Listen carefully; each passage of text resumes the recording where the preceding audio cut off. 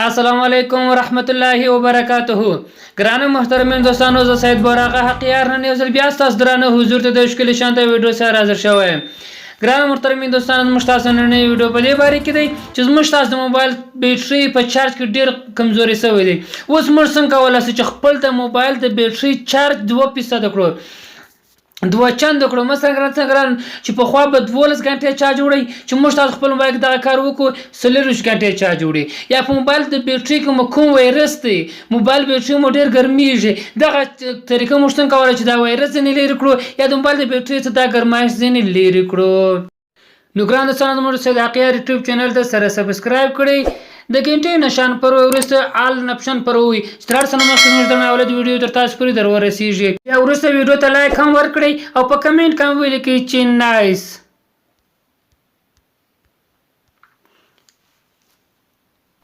نو ګران دوستان، در سره مخکې موږ تاسو زو پلی سټور ته کله چې پلی سټور ته ولاړ انسانو، دلته سرچینګ په ځای کې به موږ تاسو دغه بیټرۍ سور فون پروکټور چې دغه سرچ کړو. کله چې مو سرچ کړه، دلته اپلیکشنان خو ډېر دي، دلته موږ تاسو ته راځو پر دغه اپلیکشن باندې. تاسو دغه اپلیکشن دی، پر دغه اپلیکشن تاسو دغه به موږ تاسو ته ډاونلوډ خپل موبایل کې به انسټال کړو. د دغه اپلیکشن لینک تاسو دغه ویډیو په ډسکرپشن کې هم درکوم چې له ډېرو وسایلو تاسو کولی شئ دغه اپلیکشن لاسته راوړئ. نو ګران صاحب، کله چې اپلیکشن مو ډاونلوډ خپل موبایل کې مو انسټال کړئ، او اوس موږ تاسو راځو دغه اپلیکشن تاسو ته دا پر خلاصوو. کله چې ګران څانو پر دغه باندې مو کلیک کړئ، اوس زه دلته لوګین شوی یم. تاسو ته راځي وای تاسو خپل د فیسبوک آی ډي ورسره لوګین کړئ. بس تاسو ورته خپل د فیسبوک د آی ډي جمیل آی ډي او پاسورډ ووایئ. کله چې مو جمیل آی ډي او پاسورډ ووایئ، دا صفحه درته راخلاصېږي.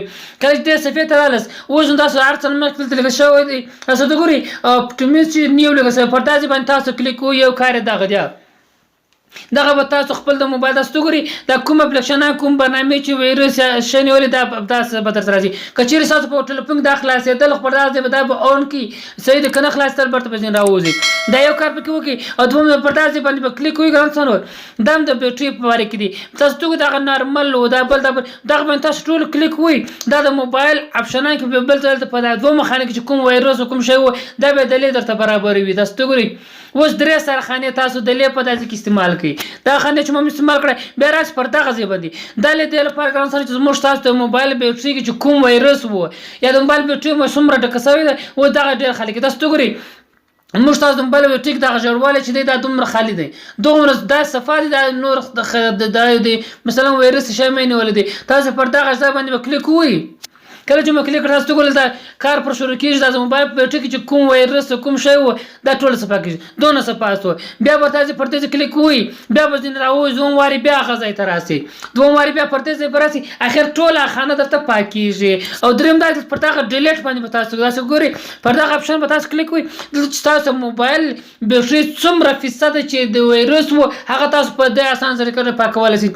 مثلا دا اوس 2 MB ویروس ما موبایل پکې شته، تاسو پر دغه کلین باندې تاسو کلیک ووایئ. کله چې پر کلین مو کلیک کړئ، دا په موبایل کې چې کوم ویروس و د موبایل په بیټرۍ کې دغه ټوله د بیټرۍ ورصفا کړي.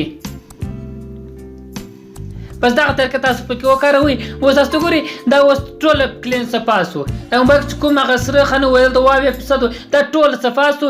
اوس دا چې څه ویروس و د موبایل بیټرۍ کې دا ټوله صفا شو.